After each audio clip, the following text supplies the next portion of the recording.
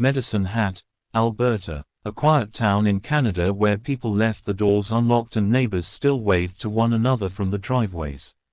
It wasn't the kind of place you'd expect to find horror. At least not the kind that would shatter the illusion of safety, not the kind that would leave a whole family butchered in their own home. But that's exactly what happened in the spring of 2006. April 23rd began like any other Sunday. Birds chirped, lawns were watered. The morning calm in the suburban cul-de-sac of 306th Street Southeast carried no sign of the nightmare hidden behind one modest home's closed front door. But soon, the peace would be ripped apart. A neighbor, curious after not seeing the family all morning, knocked on the Richardsons' door. No answer. Then they peeked through a window. What they saw inside froze them in place. A man, bloody, motionless, slumped at the bottom of the staircase. Mark Richardson, the father. It looked like he had been attacked brutally. Something was horribly wrong. Authorities were immediately called, and within minutes, yellow tape was up, neighbors were pushed back, and the town's tranquility crumbled under the weight of sirens. When police entered the home, the scene was unimaginable. Upstairs, Deborah Richardson lay lifeless in a pool of blood. Nearby, the body of 8-year-old Jacob, the youngest in the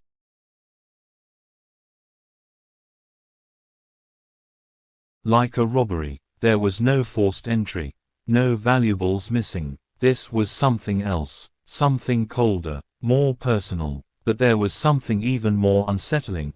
One family member was missing. 12-year-old Jasmine Richardson, Mark and Deborah's daughter, was nowhere to be found. Her room looked undisturbed, no sign of struggle, no forced abduction. That absence turned the murder case into something more complicated. Was she kidnapped? Had she escaped the carnage? Or was something far more sinister at play? As word of the triple homicide spread across Alberta, so did fear. The idea that someone, or multiple people, could enter a family's home and slaughter them in cold blood shook the community. People triple-checked their locks. They kept their kids close. The Richardsons had seemed like a normal, loving family. Mark was a devoted father, Deborah worked hard to raise her children right, and Jacob, he was just a little boy, full of life. No one could fathom who would want them dead. Investigators began working tirelessly, but the biggest question wasn't who committed the murders, at least not yet. It was where is Jasmine? Within hours, an Amber Alert was considered, but something didn't quite fit. There were no signs of a break-in. And then came the chilling twist. As authorities started digging into Jasmine's world, her friends, her online activity, her school life, what they uncovered sent a cold wave through the entire investigative team. Jasmine had been living a double life. Online, she was part of underground goth communities, immersed in dark fantasy role-playing, often describing herself as older than she really was. In fact, on some sites, she claimed to be 15 or even 18. That's how she met Jeremy Stank, a 23-year-old man who claimed he was a 300-year-old werewolf. Yes, a werewolf. He wore a vial of blood around his neck and bragged about drinking it. He was obsessed with death, pain, and horror.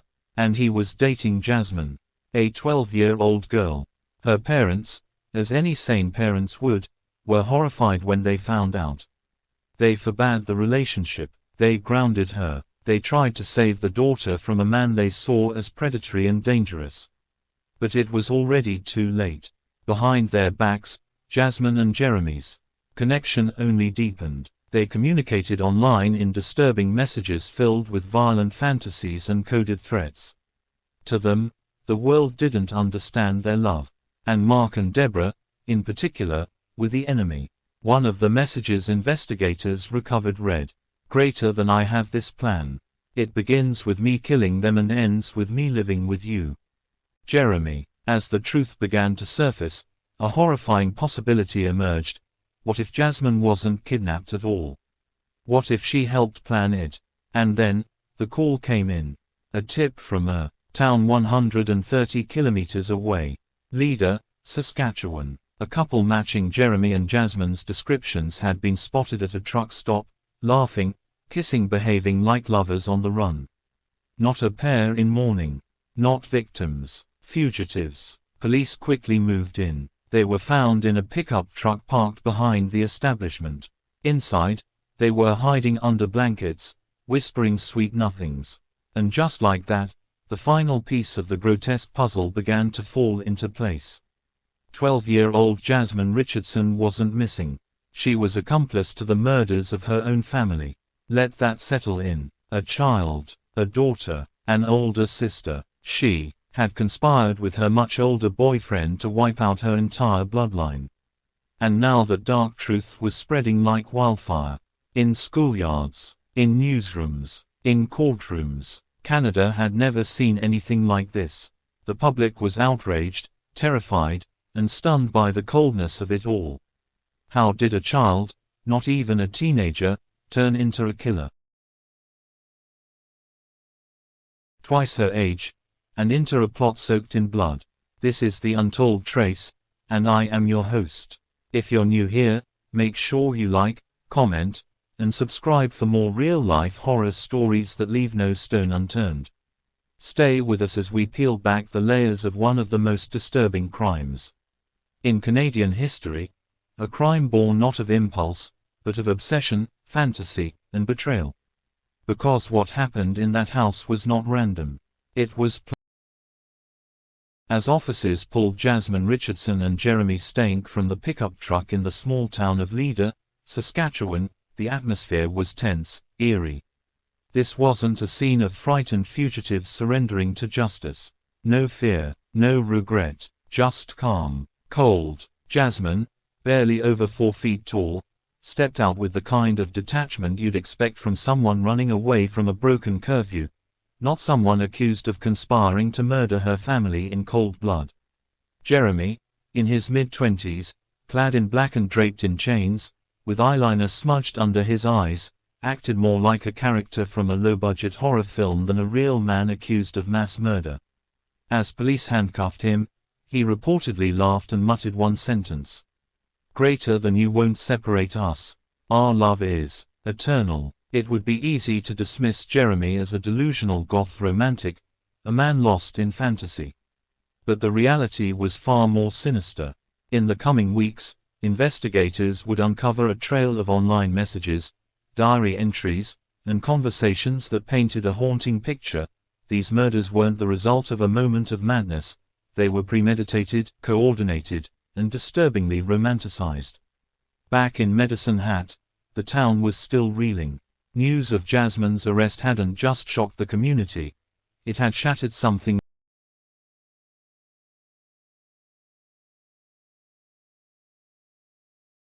Brother, it didn't seem real. Teachers, classmates, and neighbors couldn't believe it. Many described Jasmine as polite, smart, and even shy. She was a bright student. She smiled often. She played with Jacob in the backyard. Her transformation from schoolgirl to killer seemed unfathomable. But the internet told a different story. Jasmine had constructed an entire alternate identity online.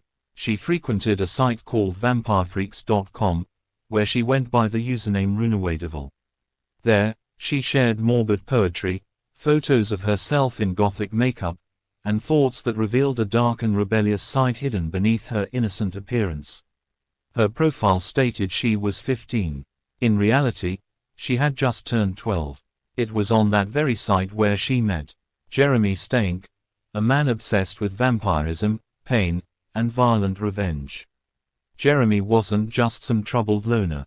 He was unstable, diagnosed with depression and borderline personality disorder.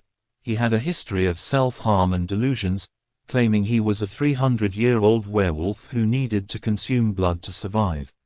In Jasmine, he didn't just find a girlfriend. He found a mirror. The two began exchanging messages, flirtations quickly turning into violent fantasies. Police found hundreds of notes.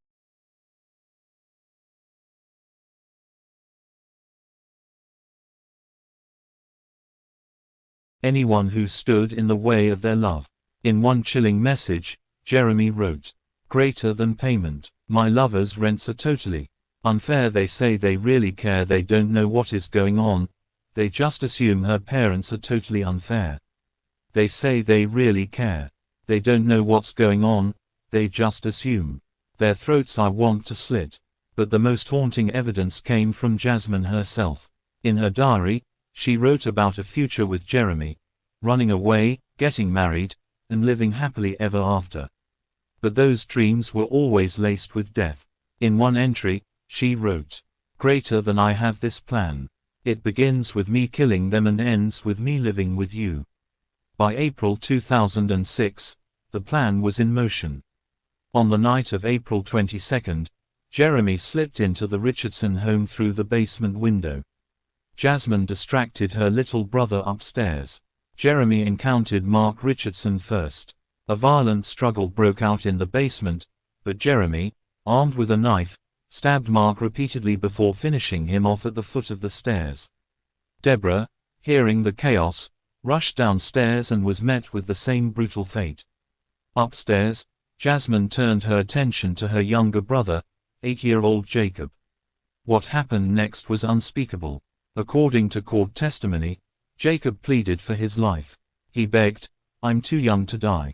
But Jasmine, by her own later admission, held him down while Jeremy stabbed him. Some reports suggest Jasmine may have delivered the final blow herself, a child killing her sibling, her own flesh and blood. It wasn't just shocking. It was apocalyptic in its emotional weight. Investigators struggled to process the level of premeditation. This wasn't an impulsive act. The couple had gone to a movie with friends earlier that evening. They laughed, shared popcorn, and then, after pretending everything was normal, went home and murdered 3 people. The level of delusion, of fantasy blending with reality, seemed to go beyond the typical Romeo and Juliet syndrome. This wasn't about forbidden love. This was about entitlement, power, rebellion, a desire to become legends in their own twisted world. At their initial court appearances, the public reaction was nuclear. Protesters lined the courthouse. Reporters flooded the scene. But what struck everyone most was Jasmine's expressionless face. She never cried. She never begged for forgiveness. When asked if she understood the charges against her, she simply nodded. Jeremy, however, was more performative. He boasted about the killings to fellow inmates in holding cells. He claimed responsibility with pride. He referred to Jasmine as his soulmate and said he'd do it all again just to be with her. But fate had other plans. While both were charged with 3 counts of first-degree murder, Canadian law had a limit. Jasmine, being only 12, could not be tried as an adult under the Youth Criminal Justice Act. The maximum sentence for a minor, 10 years. Yes, 10. For the premeditated murder of her own family. Jeremy, on the other hand, was 23 and faced the full weight of the legal system. His trial was still ahead, but the question on everyone's mind remained: was Jasmine a victim of manipulation or had she fully embraced the darkness? We'll dive deeper into the trial, the psychology. The courtroom in Medicine Hat was not built to carry the weight of a case like this. As spectators filled the gallery, the air felt thick, like the walls themselves recoiled from what they were about to witness. On one side sat Jeremy Stank, the self-styled werewolf with a vacant smile and dead eyes. On the other sat Jasmine Richardson, barely a teenager, her small frame swallowed by courtroom furniture, as though the proceedings were too adult, too large for someone her age. But make no mistake, Jasmine was not innocent, not in spirit, not in intent, and now, the world was about to watch justice attempt to untangle the threads of manipulation, fantasy, and murder that left an entire family buried and a nation stunned. The trial of Jasmine Richardson began behind closed doors. Because of her age, just 12 years old at the time of the crime, Canadian law required her trial to be protected from full public exposure. Reporters were banned, cameras were absent, but the details that leaked from within were enough to keep the country in a collective gasp. Prosecutors didn't hesitate. They laid out the case with chilling clarity. Jasmine had not only plotted with Jeremy to kill her family, she had embraced it fully, willingly. They revealed diary entries, online chats, and hand-scrawled notes that painted her not as a coerced girl under an older man's spell, but as an active participant. A willing architect of annihilation. One chat message read, "Greater than their throats I want to slit. They will regret the s they've done, especially when I see to it that they are gone." And then, perhaps most horrifying of all, came her response to Jacob's final moments. Jasmine was confronted with the fact that her 8-year-old brother had begged for his life. That he had looked her in the eyes and said, "I'm scared. I don't want to die." The prosecutor's voice cracked slightly as they read those words aloud. And Jasmine, she didn't flinch. Witnesses testified to her disturbing composure. Even during graphic testimony, photos of the crime scene, autopsy details, desperate 911 calls, she showed little emotion. It was as if she had separated herself from reality, as if the murder of her family was not an act of brutality but a necessary chapter in her fantasy romance. Jeremy's trial would be separate, but his shadow loomed over Jasmine's proceedings. The defense argued that she had been manipulated, that Jeremy was an older man who preyed on her youthful vulnerabilities, that he groomed her online, fed her tales of undying love, and twisted her mind into thinking that murder was the only way for them to be together. To some, that narrative held weight. After all, Jasmine was 12, barely in middle school. She had of severe mental illness. Her descent into darkness had been rapid and laser-focused around Jeremy. But others weren't so convinced. Because while Jeremy's influence was undeniable, the evidence showed that Jasmine had not been a passive bystander. She didn't just agree with the plan, she participated in its orchestration. She selected the time, she played her part, she led her little brother to his death. That level of involvement, many argued, went far beyond manipulation. It spoke to something else entirely, something colder. And as the trial progressed, Jasmine's own words only deepened that perception. In her taped confession, played for the jury, she described the night of the murders in unnerving detail.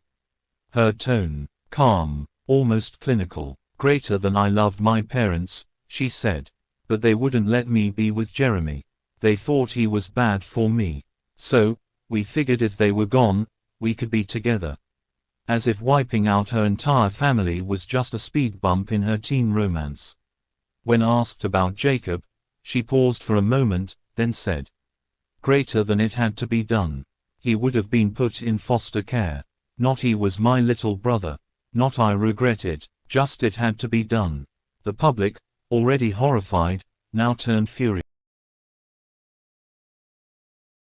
Remorseful at all, just inconvenienced that her dream life with Jeremy had ended in police lights rather than a fairy tale elopement.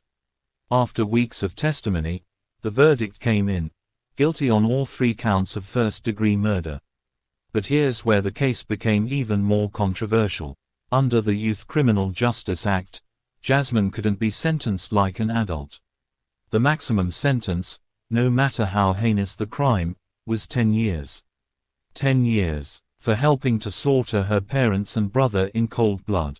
That included time in custody followed by community supervision. Answer: at just 13 years old, Jasmine became one of the youngest convicted killers in Canadian history. Meanwhile, Jeremy Staink's trial loomed. Unlike Jasmine, Jeremy faced the full wrath of adult sentencing. He pled not guilty, but prosecutors dismantled his defense. They showed messages, heard testimony from inmates to whom he'd bragged about the killings, and exposed his obsession with the film Natural Born Killers, a twisted love story about 2 psychopaths who go on a killing spree. He wasn't ashamed. He was proud. In a disturbing jailhouse interview, Jeremy said, "Greater than I did what I had to do to be with her. We were meant to be. I'd do it again." Eventually, he was found guilty on all counts, and sentenced to 3 life terms with no possibility of parole for 25 years. During his sentencing, the judge called his actions horrific, senseless, and cold-blooded. In the courtroom, a survivor of Deborah Richardson's family wept quietly. She whispered, "They died for nothing." Outside the courthouse, the town of Medicine Hat tried to reclaim its peace. But how do you heal from something like this? How does a community rebuild when the monster didn't come from outside, but from within? And what of Jasmine? She began serving her sentence in a psychiatric facility tailored for young offenders. Her therapy included counseling, education, and eventually, supervised reintegration into society. By the age of 23, she had completed her sentence. Free, anonymous, protected by law, her name changed, her past sealed. Yes, you heard that right. Jasmine Richardson was released back into society. The child who conspired to destroy her family, who held down her little brother as he begged for his life, now walks free. No criminal record, no legal obligation to tell anyone who she once was. How does that sit with you? Let us know in the comments below.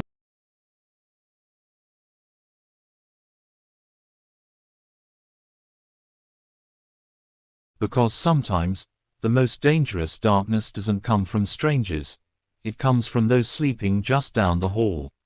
Long after the court doors closed and the verdicts were read, the shadows of the Richardson family murders continued to stretch across Canada, especially in the quiet town of Medicine Hat. The air there never quite returned to normal. Behind every neighbor's smile was a flicker of suspicion. Behind every locked door, a whispered question. How did this happen? And could it ever happen again? Jeremy Stank sat in his cell, now a convicted triple murderer. No parole for 25 years. The courtroom was behind him, but his twisted persona lived on, especially in the chilling interviews and letters that would surface in the years to come. He seemed to revel in the infamy. He wasn't just unapologetic. He was defiant. In his mind, he wasn't a killer. He was a romantic martyr. In one recorded jailhouse interview, Jeremy smirked as he described the murders. Greater than it was our love story. That's what nobody gets. We were gonna run off, start a new life. Her parents just got in the way. He spoke like a man who thought he was the hero of a horror novel. Not once did he speak of Jacob. Not once did he acknowledge the terror in that little boy's voice before the knife fell. His words weren't just delusional, they were cruel.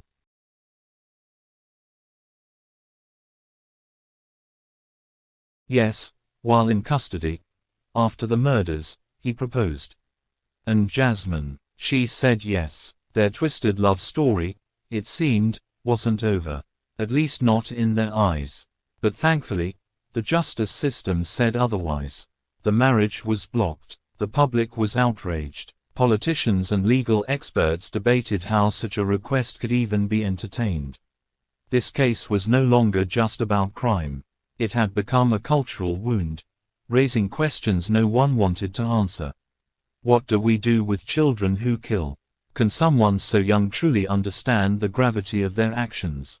And when they serve their time, should we ever let them go free? Jasmine's rehabilitation began the moment she was taken into custody. Under the Youth Criminal Justice Act, the Canadian system's approach to juvenile crime isn't focused on punishment, it is centered on rehabilitation.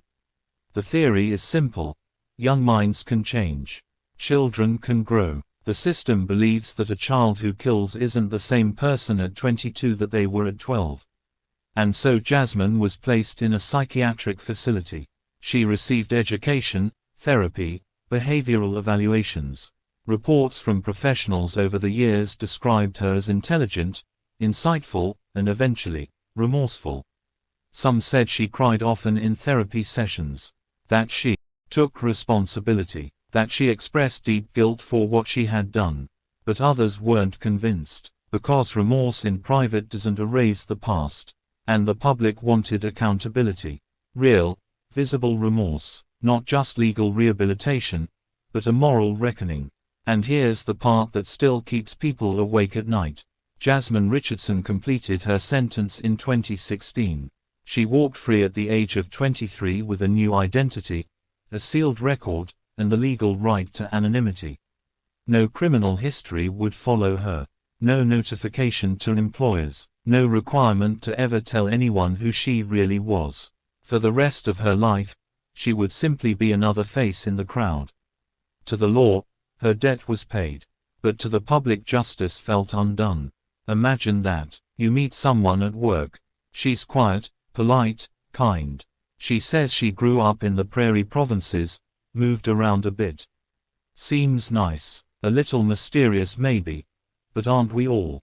You sit across from her at lunch. You talk about family. And you don't know, you'll never know, that you're looking into the eyes of someone who helped murder her parents.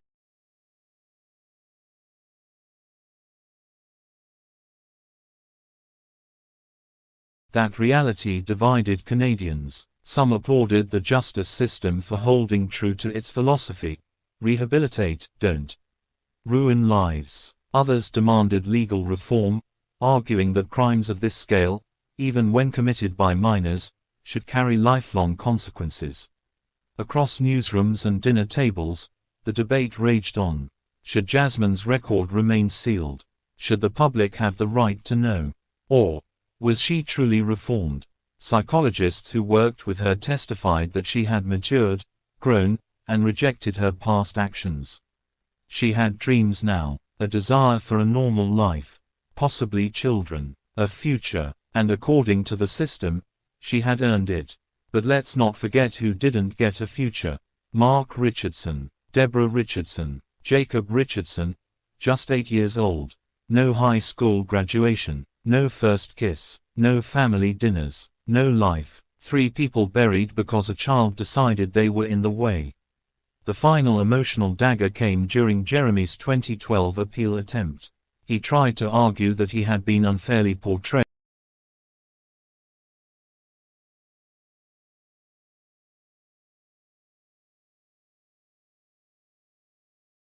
Greater than if I could go back, I'd do it all over again. Only faster. The courtroom fell silent. It was a moment that clarified everything. This wasn't a misunderstood couple. This was evil, raw, chilling, and unrepentant. Jeremy would rot in prison.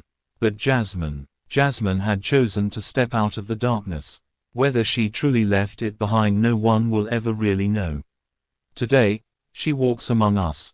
She could be your coworker, your neighbor, the person handing you your coffee. And because of the law, you'll never be told. You're not allowed to know. And maybe that's the scariest part of all. If a child can kill and be set free, what does that say about justice? About forgiveness? About safety? Leave your thoughts in the comments. Should Jasmine's name have been protected? Do you believe she's truly changed? And don't forget to like, subscribe, and share this video with someone who thinks the past always stays buried. Because here at the Untold Trace, we don't let nightmares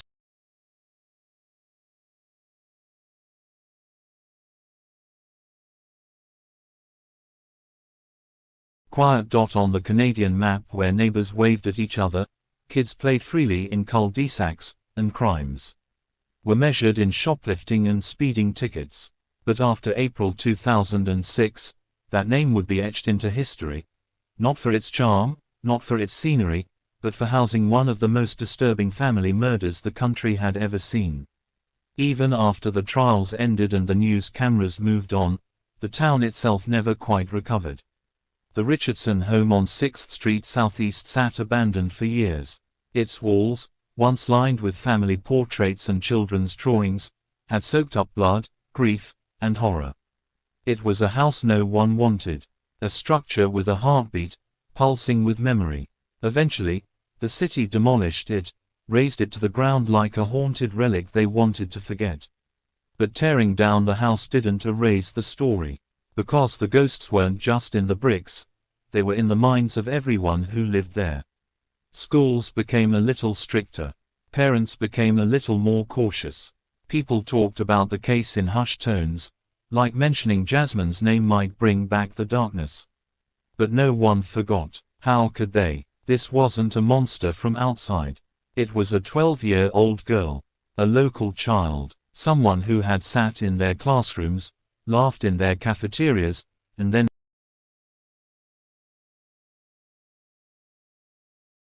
didn't just change one town, it forced a nation to confront its deepest fears about youth, morality, and justice.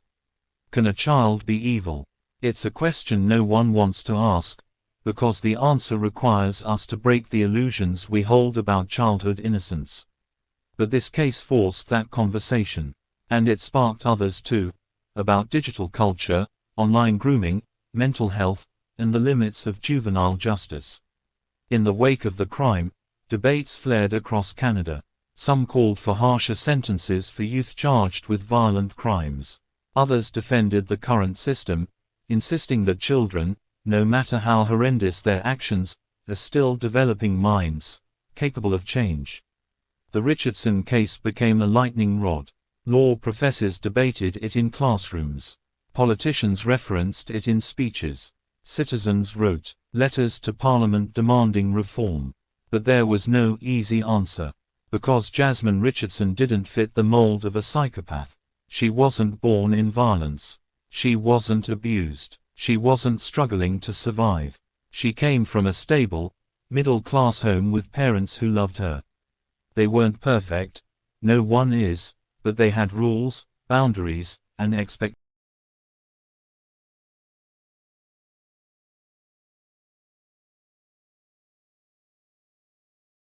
Revenge. Cold, premeditated revenge against authority, against restriction, against being told no. And when Jeremy Stank entered the picture, that rebellion found form.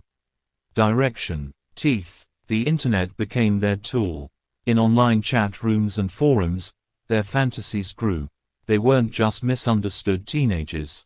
They were soulmates trapped in a cruel world. Mark and Deborah were no longer parents. They were the villains. The final boss in a twisted love story. And Jacob, he was just collateral damage. To the world, Jasmine was a child. But to herself, she was Juliet. And in her own warped narrative, Jeremy was her Romeo. Except this time, the bloodshed wasn't theirs, it was everyone else's. And now, Jasmine walks free. She was released in 2016 after completing her 10-year sentence, the maximum the law would allow for a youth offender.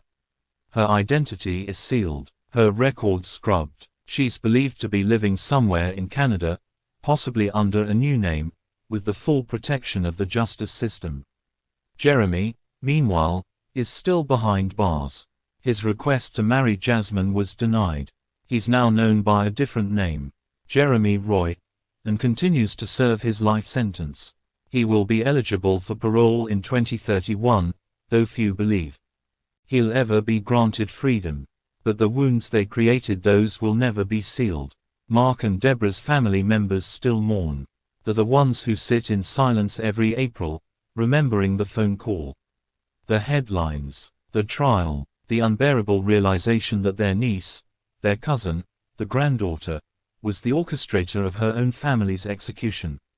And Jacob, sweet, innocent Jacob, he is often the forgotten name in the case, overshadowed by the spectacle of Jasmine and Jeremy's forbidden love. But Jacob was the true victim. He was 8 years old. He loved cartoons. He slept with the door open. He trusted his sister. He thought monsters lived in closets, not bedrooms. His last words, "I'm too young to die," should haunt us all. Because he was right. He was too young, and he never had a choice. So what can we learn from all this? That evil can wear braces. That murder can be written in diary entries instead of carved into skin. That sometimes, the danger isn't lurking outside the home, but growing quietly within it. Yes, and that's why we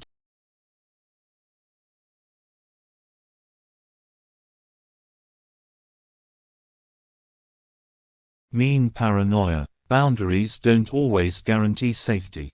And love, when warped through obsession, can become the most dangerous weapon of all. This was more than just a crime. It was a reckoning. And for the town of Medicine Hat, for the families involved, and for a nation that had to face the truth about its youth, it was a nightmare that proved one thing. Evil has no age limit.